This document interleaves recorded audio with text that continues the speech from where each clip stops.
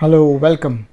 In today's video, I'm analyzing Ambuja Cements. We'll look at the company profile, then we'll move on to looking at the company's financial statements, balance sheet, profit and loss account, cash flow statement. And from there on, we'll go and look at the peer group comparison.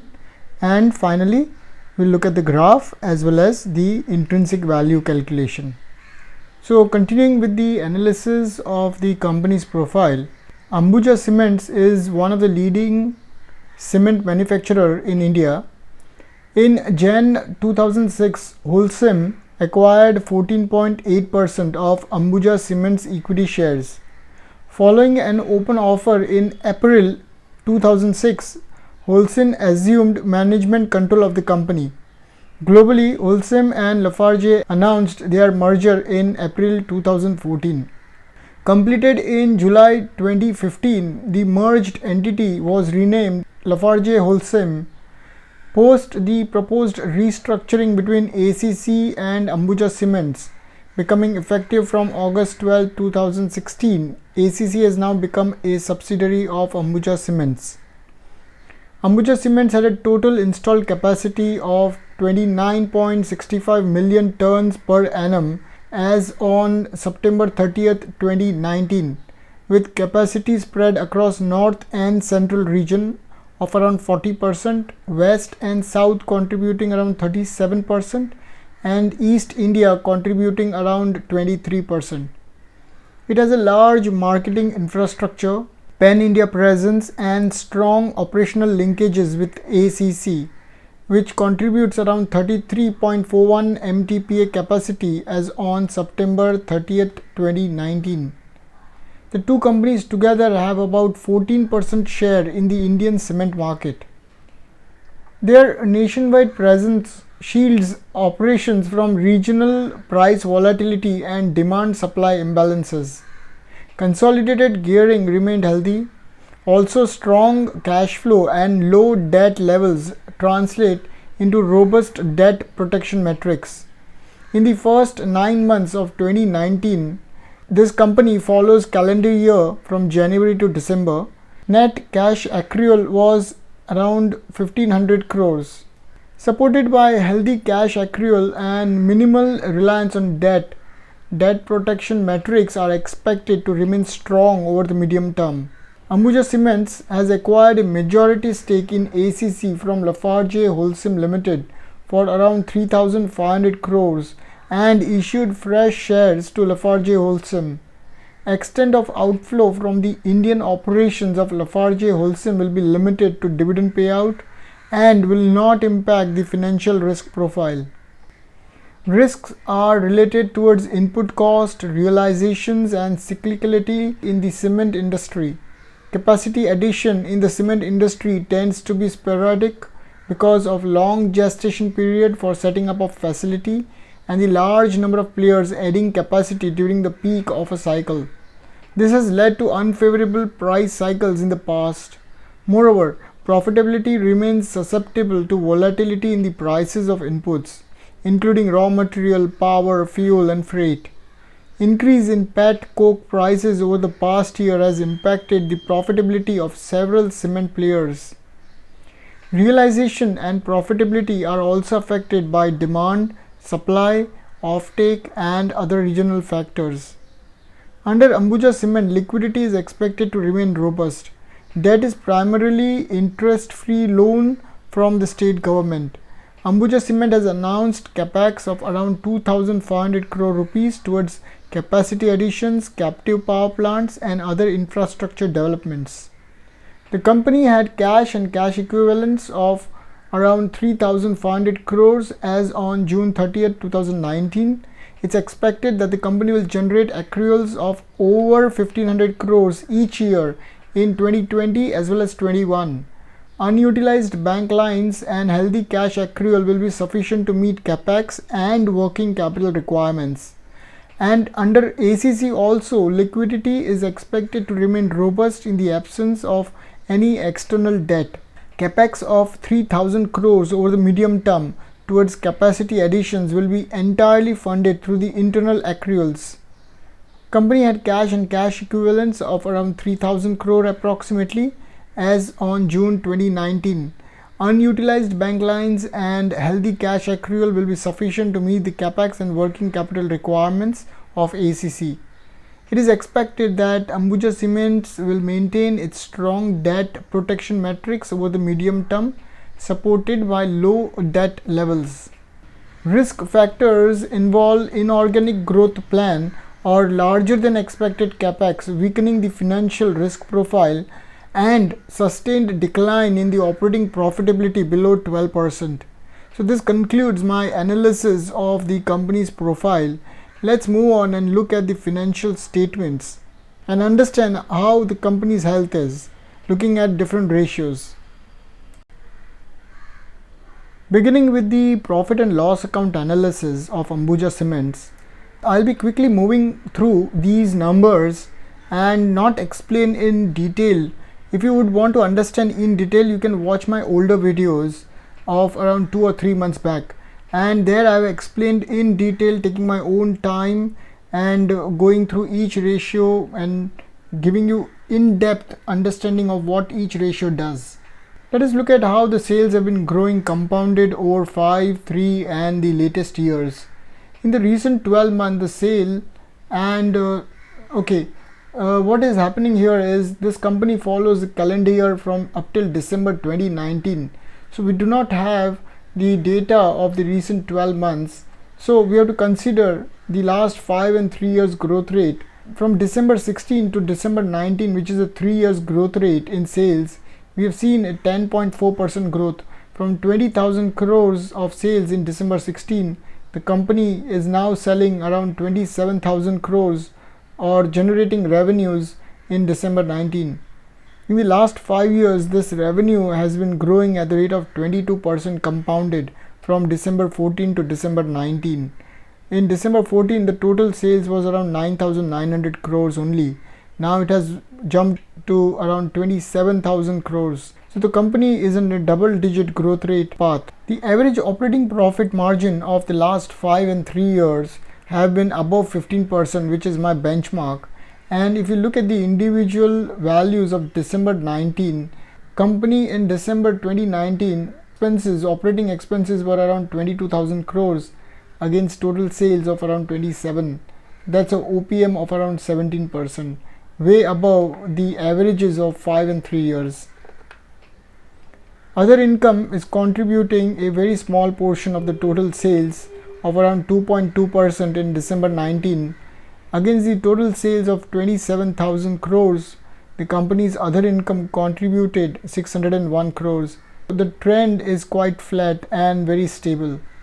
Now from here on, we'll be ignoring the recent 12-month data because this trailing month as well as December 19 figures will always be same. From December 16 to December 19, the amount of depreciation has fallen down to 4.3% of the total sales, which indicates that the company's assets or the amount of assets that are there in the company are not that huge, considering that only 4.3% of depreciation was deducted in December 2019.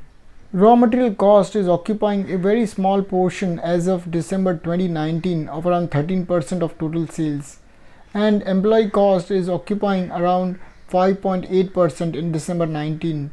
Now these values are very low, so we need to understand where actually the company is incurring major expenses. The company also has power expenses and maintenance expenses, so that needs to be checked separately. What is the percentage range of those values? Company's interest expense is 170 crores in 2019, which is just 0.6% of the total sales, a very small value, which indicates that the company is almost debt free. The tax rate structure as of December 2019 was around 28.2%. Even in December 16, it was somewhere around 28.6%. So the company is managing its tax rate at a very stable rate. Company's interest coverage ratio will be high because the company's debt is low, and therefore the interest cost is low at 170 crores on the total EBIT of 4,045 crores, which is a multiple of 23.8 times. Even in December 2016, the company had to pay just 153 crores as interest cost against its total EBIT of 2,160 crores, which is a multiple of 14.1 times. Net profit margin for December 19 was 7.7%, way below my benchmark of 10%. So on a total sales of 27,000 crores, the company's net profit was 2,095 in December 19. In December 16 also, we see a very low net profit margin of 5.5%. If we look at the averages of net profit margin for 5 and 3 years, it has always been below 10%. In last 5 years, the average net profit margin worked out to 7.3%, whereas in the last 3 years it was 7.5%. And in 2019, the value was somewhere around 7.7, above its averages. But it is still below my benchmark of 10%. So we will need to compare the net profit margin of Ambuja Cements with its peer group companies. Let us look at how the profits have been growing compounded over 5 and 3 years. In the last 5 years, the profits have been growing at the rate of 7.1% compounded from December 14 to December 19. In December 14, company's total profits were 1,400 crores, and in December 19 it was 2,095. In December 16, the profits has fallen from where it was in December 14, and in December 19 it has increased back to 2,095 crores. That's a 23.8% growth rate. So we have to ignore this, because if 5 years back, if the company had earned 1,400 crores, then at least in December 16 it should have been higher than 1,400 crores, and therefore this value should have been lower. Looking at the market cap to sales ratio, in December 19 the total valuation or the total market cap was around 1.4 times higher than the sales done by the company. So the company in the market was available at around 38,000 crores as at end of December 2019, against the total sales done of around 27,000 crores. Whereas in December 16, the multiple was 2 times. Now valuation wise, we are getting it much lower than where it was in December 16. Overall, the market cap has fallen from 40,000 crores in December 16 to 38,900 crores in December 19. A minor fall in its market cap, but a growth in its sales over this same period, and therefore a low multiple of 1.4 times. Dividend payout throughout December 14, 16 and 19 have been very high, except in December 19 where it paid around 14.2% of its net profits as dividend. And if you look at the dividend payout values, it has been decreasing from 14, 16 to 19, whereas percentage wise also we see a drop from where it was initially. The company's PE ratio currently stands at around 15.1 times, way below where it was in December 19 and December 16. The recent price per share is 159 rupees. This is the rate at which each share is available in the market as of today. Against that, the company's earnings per share stood at around 10 rupees 60 paise, which works out to around 15.1 times of multiple between the amount of price we are paying and the profit that particular share is earning for us. And if you look at the trend, the overall price earning trend is much lower today than where it was in December 19 and December 16. And the EPS is going up, the price is dropping, so we are getting at a good multiple. If you look at the averages of last 5 and 3 years, we are today getting it at much lower multiple compared to its 5 and 3 years average. Moving on to the analysis of balance sheet, the equity share capital is quite stable between December 16 and December 19. Even the face value remained at 2 throughout. Return on equity has been very low throughout the years from December 14, 16 and 19. In December 19, the total net worth or contribution of the shareholders in the business was around 24,000 crores, Against that, the company's net profits were just 2000 crores. That's a profit generation of just 8.7% on the shareholders' money. In December 16, it was even lower at 5.6% and fallen from where it was in December 14 at 14.8%. So the company's ROE values are all over the place. Return on equity over the last 7, 5 and 3 years on average, if you look, the trend has been below 10%, which is again a low value considering that my benchmark is 15%. In the last 3 years, the return on equity stood at 8.6%. We'll also have to look at the return on capital employed, how the company is managing its ROCE ratios.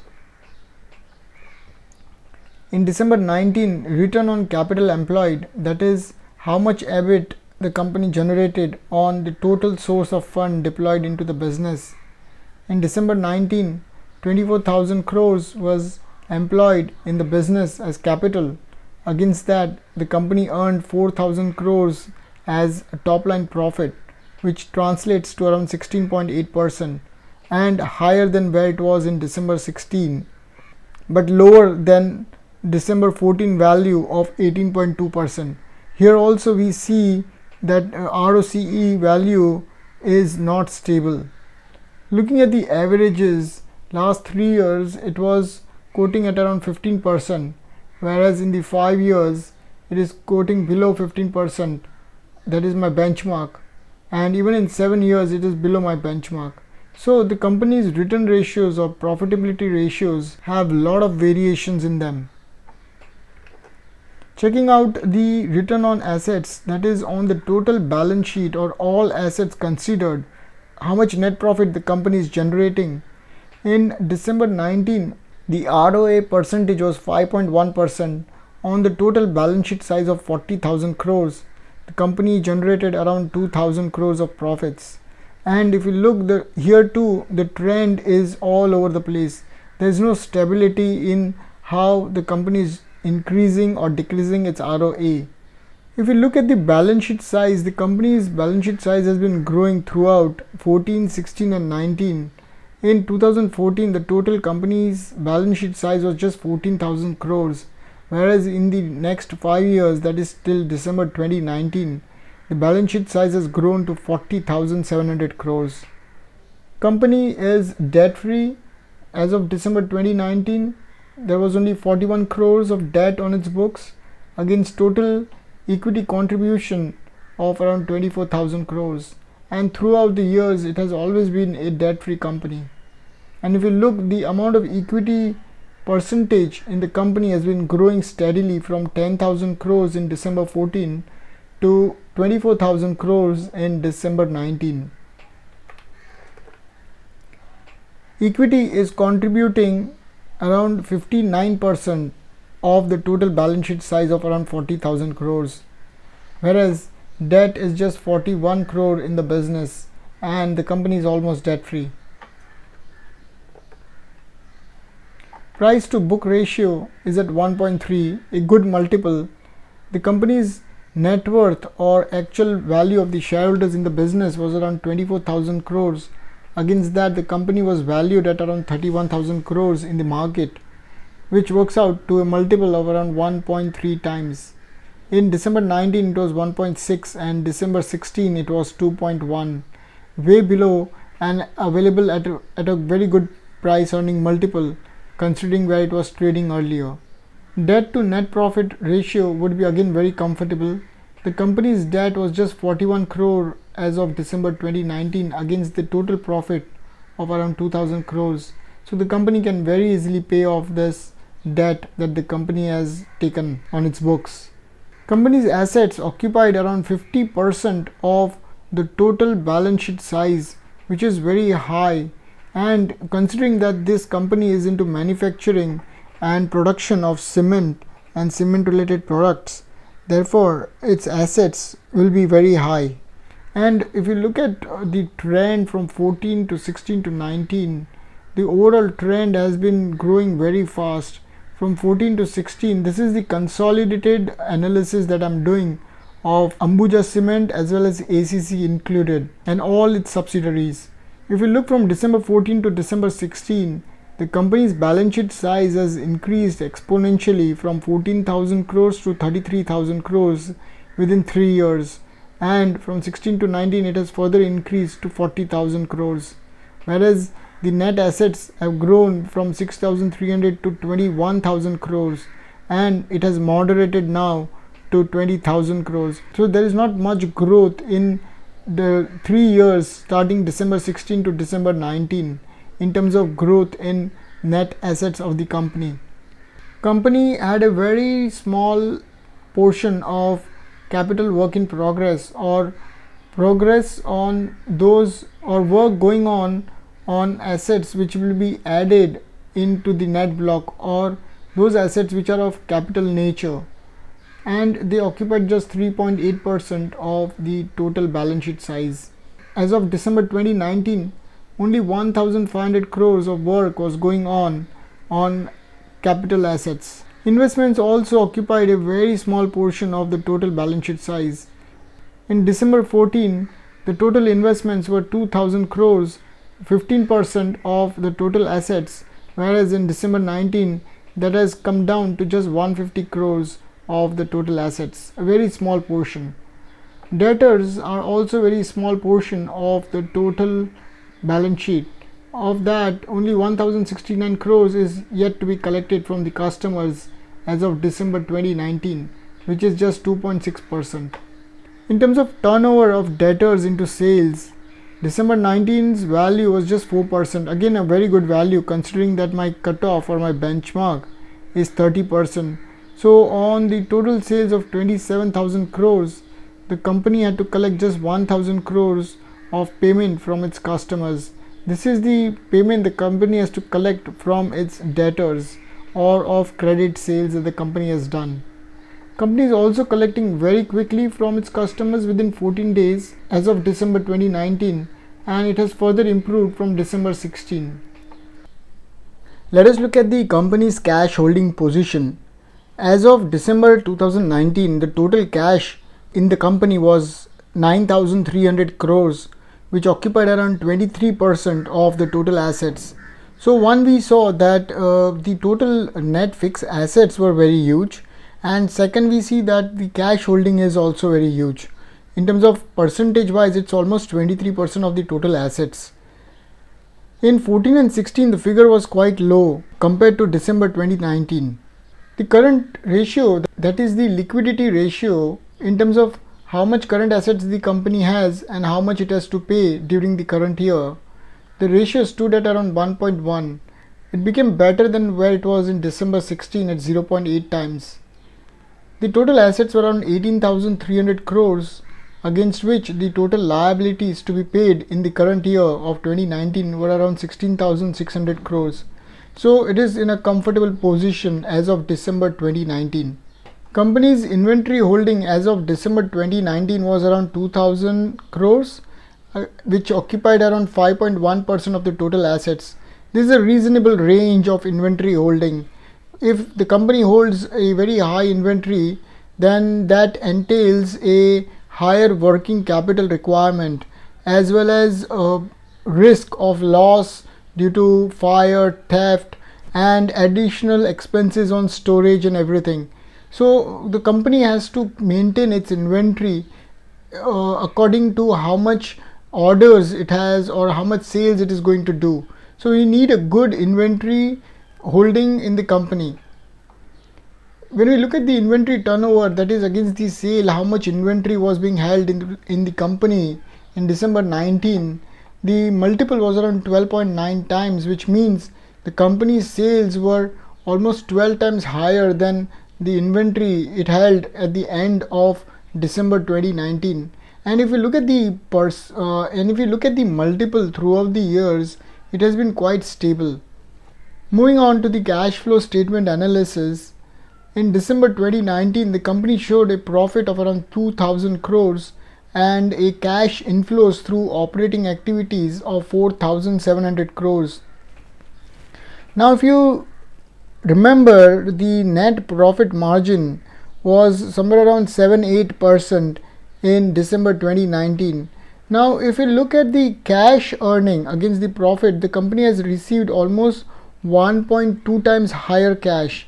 So we can consider that instead of looking at the earnings portion, if you look at the cash, then the net profit margin as per the cash works out to somewhere around 14%, which is very good. We can either look at the net earnings margin or net cash margin. So even if you look at the net cash margin, I see a 14% of returns on the total sales of 2019. If you don't understand this, let me know in the comment section and I'll explain it further. December 16, the cash inflows were again 1.5 times higher than the profit declared. Same was the case in December 14, where the cash inflows were 13% higher than the profits declared. This is a very important ratio to look at to understand if the company is showing profits, and if it is showing profits, is it receiving that in terms of cash inflows from its operating activities.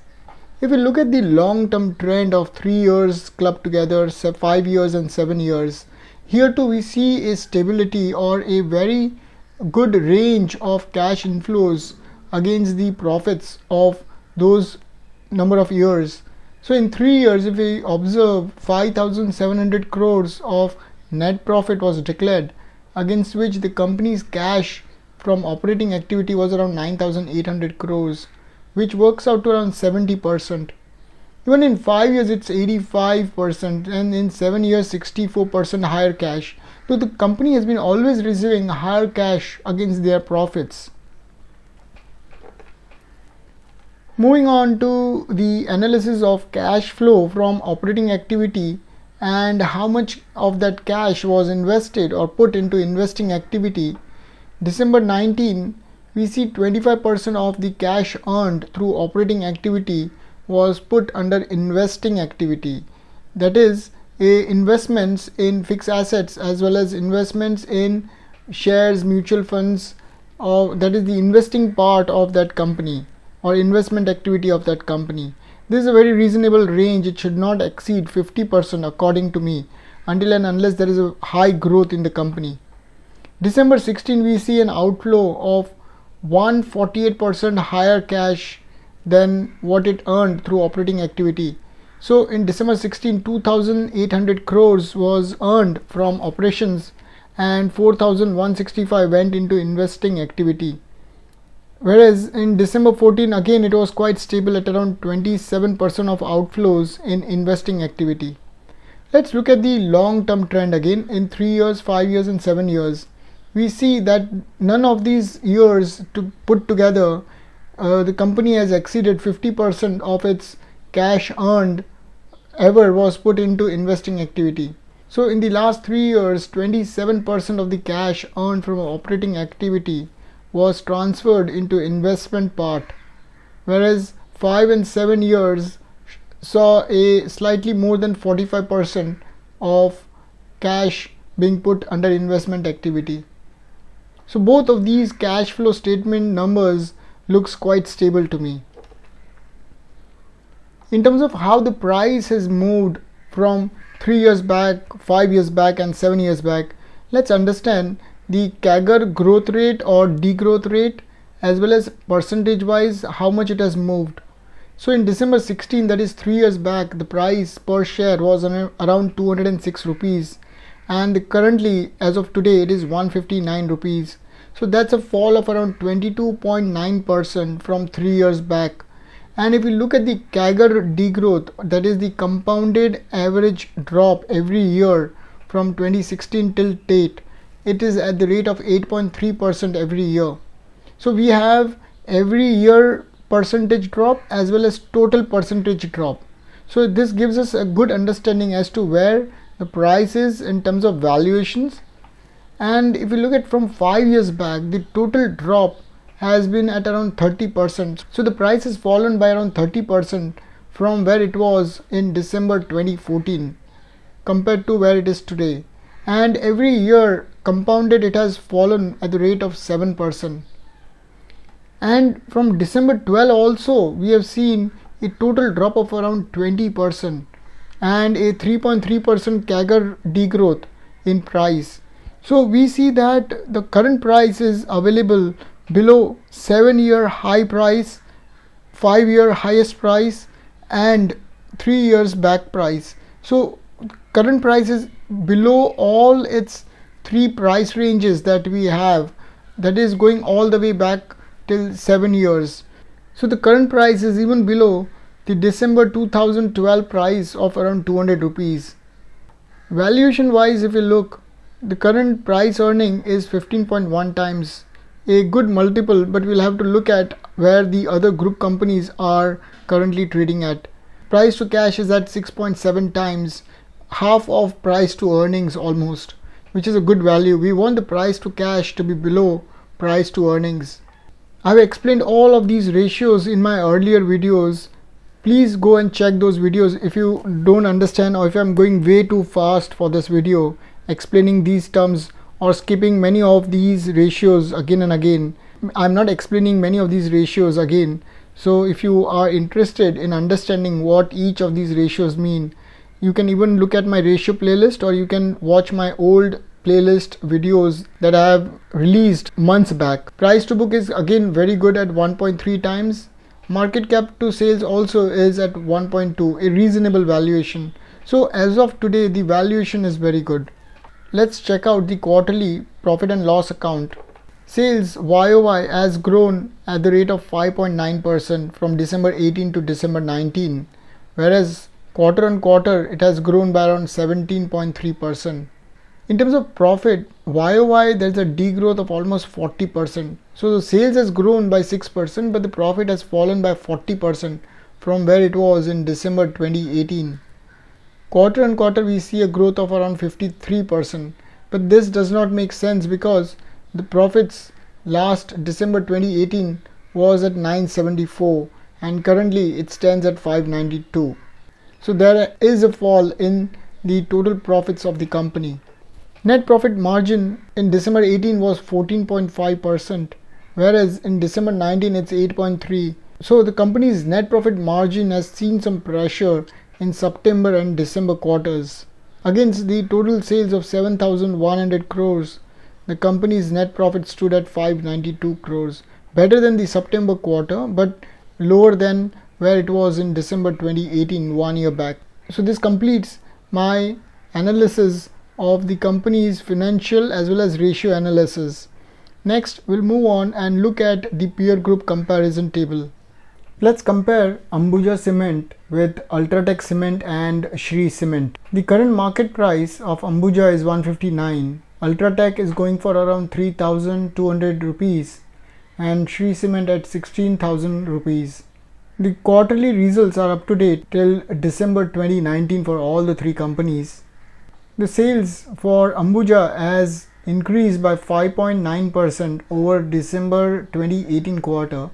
Compared to that, Ultratech Cement has seen a slight fall of 0.86% and Shree Cement has seen a growth of just 0.2%, a very flat growth rate for the other two companies. In terms of growth in profits over YOY, Ambuja has seen a fall of almost 45% in its profits, whereas Ultratech has seen an 88% gain in its profits from 377 crores to 712 crores. And Shree has seen a fall of around 5% in its net profit over December 2018 quarter. When we look at the sales of 2019 and compare it with the recent 12 months, we don't have the comparable values of the recent 12 month. The recent 12 month itself will be 2019, year 2019 compared with 2018. We'll ignore this for time being and we'll look at Ultratech. Ultratech has gained from 37,000 crores in sales to 42,000 crores in recent 12 months, whereas Shree has also seen a growth in sales from 12,500 crores to 12,900. In terms of profit growth over 2019, Ultratech has seen 2,300 crores of profits, whereas in the recent 12 months the profit has increased to 3,600. Similar is the gain in profits for Shree as well, from 1100 crores to 1300 crores. Next, let's compare the profits of 2019 with the cash coming in through operating activities. Ambuja's cash inflows were almost double of the profits declared in 2019. Similar is the case for Ultratech, almost double cash coming in against the profits declared. And so is the case with Shree Cements, where the profits shown were 1100 crores and the cash from operating activity was 2000 crores. So all these companies are receiving higher cash inflows than their profits. Ambuja has fallen by around 33% in last 1 year. Ultratech and Shree Cement, all the three companies in fact have seen a similar fall of around 33% from their respective 52 weeks highest point reached. In terms of latest price earning, Ambuja is the most economical in terms of where the price is compared to the earnings per share. Ambuja Cement's current price earning is the lowest at 15 times, whereas Ultratech and Shree Cements are expensive and above my benchmark of 25. Even their averages are very high over 5 and 3 years period compared to Ambuja's, where in the last 5 years it was trading at around 26 times its earnings and in 3 years at 20 times. So currently it is available at a reasonable price to earnings multiple of 15 times. In terms of price to cash, here Ambuja is quoting at around 6.6, half of its price to earning ratio, which is a very good deal. Compared to that, Ultratech is also trading at almost half of its price to earnings at 18 times. And Shree Cement is quoting at around 28 times its cash from operating activity. Ambuja Cement's price to book is currently at 1.3 and lower than Ultratech and Shree Cements. Shree Cement is very expensive even today at 5.8 times its net worth. In terms of PEG, Ambuja Cement seems to be most attractive. Against the price earning multiple of 15 times, we are getting a growth rate of profits over the period of 5 and 3 years from past at the rate of 8% and 31%. So the PEG multiples seems good at 1.8 and 0.4 compared to Ultratech and Shree Cements. If you look at Ultratech Cements profit growth over last 5 years, it's very small at 3% and Shree Cement at just 4.5% every year compounded growth. Whereas in the last 3 years there was a mild fall in profits at the rate of 1.1% and Shree Cement growing at a very minuscule growth rate of 0.1%. So compared to that, Ambuja in terms of growth in profits has done better. In terms of sales growth, over the 5 years, sales has grown at the rate of 22% for Ambuja and 10% in the last 3 years. Even the other two companies seems to have grown their sales or revenue at double digits. In terms of return on equity, Ambuja Cement's ROE ratios, as we saw earlier, both ROC, ROCE and ROA were quite low. ROE in 2019 was 9% and if you look at Ultratech it was 8.5 and Shree Cement was generating around 12% on shareholders' money, the highest in the group. In terms of averages also, if we see, Shree Cement has done much better and that is why it's also getting valuation in terms of price to book. Over the 3-year period, both Ambuja and Ultratech have given around 9% of returns, whereas Shree Cement's return stood at around 15%.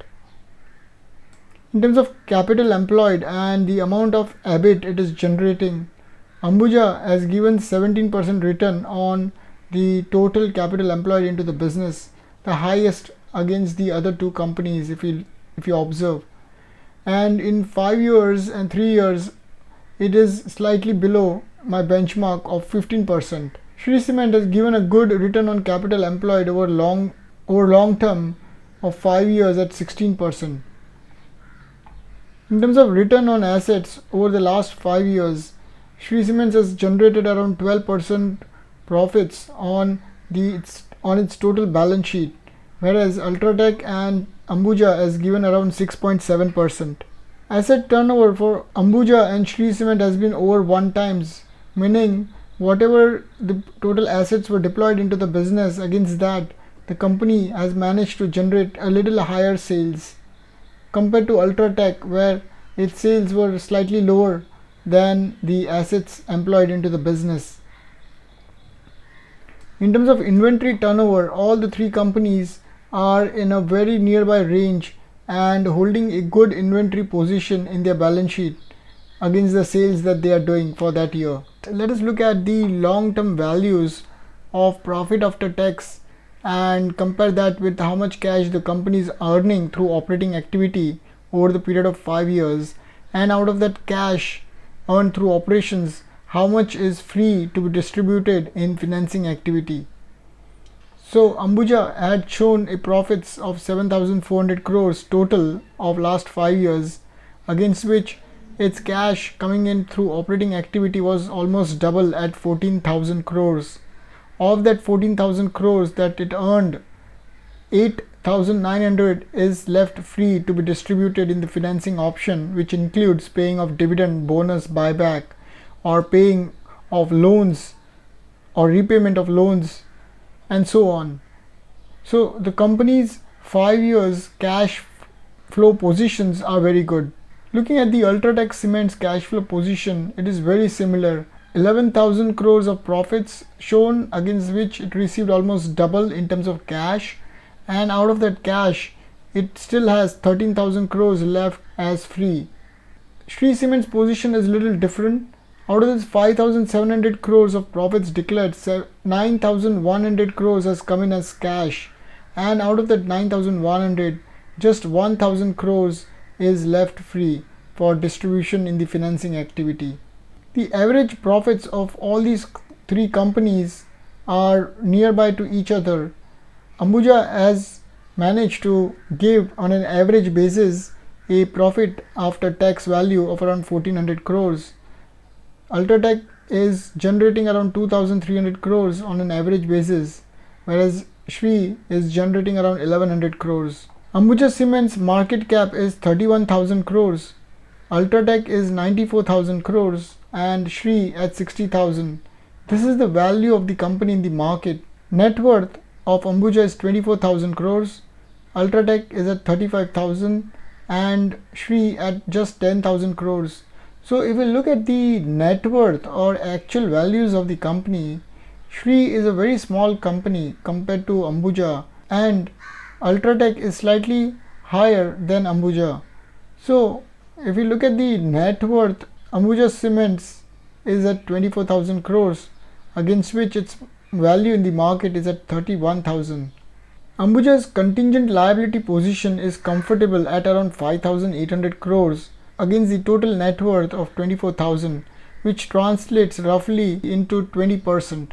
Ultratech's contingent liability position is somewhere around 10%, and Shree's contingent liability is very negligible.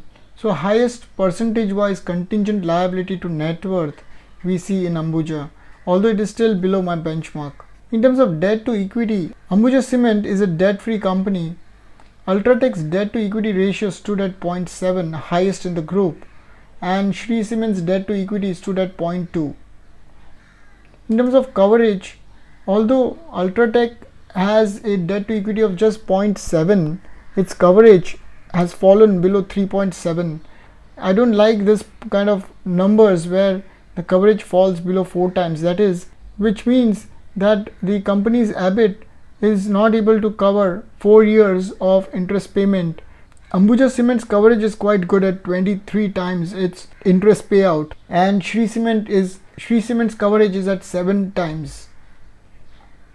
Promoter holding of all these 3 companies is above 60%, and none of the promoters have pledged any of their shares. In terms of debtors to sales percentage, all of these 3 companies have managed to keep their debtors at a very low proportion to their sales of 2019.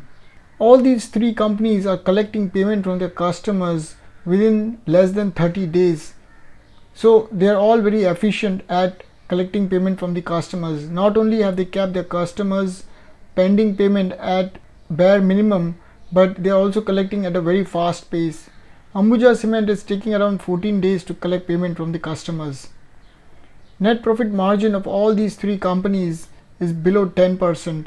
So then what we can see is that the overall sectoral net profit margin is generally below 10%, and then we can take that as a benchmark and not be very rigid that the company has to earn 10% and above. So we can take the industry benchmark and use that as our benchmark for this particular sector. All these three companies are paying dividend of less than 1% in 2019 and at current price. So this concludes my analysis of the peer group. Let's move on and look at the technical chart and see where the current RSI levels are and where we can buy as per the support and resistance lines. So let us look at the technical chart of Ambuja Cements and observe where we can buy according to the support and resistance line. Before I do that, let me just explain the setup of my chart. This is a weekly chart, that is each bar or each candle is of 1 week, and I am using relative strength index of 9 and 15 on an exponential basis. Whenever the RSI line would come below 30, I would want to buy. As of today, that is 8th April 2020, the RSI levels are at 32 and 38, way above where I would want to start buying. But if we go and look at the past data, that is on 20th July 2018, where it had almost double dipped. The RSI at that time was 26 and 30, and the price at that time was approximately 195 rupees, and from that 195 today it has fallen to 149 rupees. So that is almost 40 rupees of fall from where I would have started buying into this company. I have to buy at different levels as per the support and resistance line. So starting from 187 where the RSI had come in on 20th July 2018, from there I have to buy as per the support and resistance lines. I'll read out the levels that where I would be buying. So if someone is interested in buying in a similar fashion, they can note down these values and keep buying at these levels to get a good average. The current price is 149 rupees as of 8th April 2020. We have to buy going down 140 rupees, 120, 105 and 87 rupees. As of today, I have these four levels towards the downside. Going up, we can buy 157, 170, 187 maximum. Till here we can buy, and if someone wants to take a higher risk, then they can even buy 195. I would not go and venture into buying at 195. Max I would buy is up till 187. So I'll just repeat the numbers again: 187, 170, 157, 140, 120, 105 and 87 rupees. These are the support and resistance lines according to which I would average if the company's prices falls from here on. If you have any questions regarding RSI, let me know in the comment section. Very soon I'll be making a separate video on relative strength index, detailing as to how to do the setup, how to draw resistance and support lines, when and what is double dip, how to calculate the double dip. I'll be explaining all of these in a video which I'll make very soon. Let's move on and look at the fundamental intrinsic price of Ambuja Cement. So let us look at the intrinsic price of Ambuja Cements. I have four levels. The upper two levels are of selling and the lower two levels are for buying. So you have to buy if the price falls below 233 and 189. The current price has already fallen below both of these levels, and the current market price is 159 rupees. If we average all of these intrinsic values, basically these values are projections of growth in sales, net profit, cash flow from operations, balance sheet, growth in equity, etc. over a period of 5, 7 and over a period of 7, 5 and 3 years on price. And as per that, I've got a targets of 189 rupees, 233, 247 and 295. I feel the price of Ambuja will revert back to these levels from 159 rupees. So even if we buy as of today at 159 rupees, we sell at 189, we'll get a 19% gain. If we sell at 233, we get a 46.9% gain. And at 247 rupees, we get a return of around 55%. And finally, if we target the highest price that I expected to reach is 295 rupees, is 85%. And if we take the average of all these four intrinsic values, the average works out to around 241. So even if we sell at an average intrinsic price of 241, which I expected to reach from 159 currently, I expect a gain of around 51%. So minimum is 19% and maximum is 85% that I expect to gain from the current market price by March 2021, that is 1 year from here. We have to take the fundamental intrinsic price and compare that with the technical chart I just explained before, and see where we are comfortable, which levels we are comfortable buying into this company. I would follow both the intrinsic price calculation as well as the technical chart. More so technical chart. When the RSI drops below 30, I would take that as the starting indicator and see where on the intrinsic price that level is coming. When I analyzed the graph previously, I saw that RSI had come at around 180 rupees. So I would want to buy starting at 180 and below and accumulate at different support and resistance lines. And then if I exhaust the amount of capital that I want to invest in this company, I would just wait patiently for the price to turn around and reach these targets where I can target selling as per my comfort zone. If you have any questions, doubts or queries regarding this analysis, if you find any faults, any mistakes in any numbers, do let me know in the comment section. Thank you for watching this video.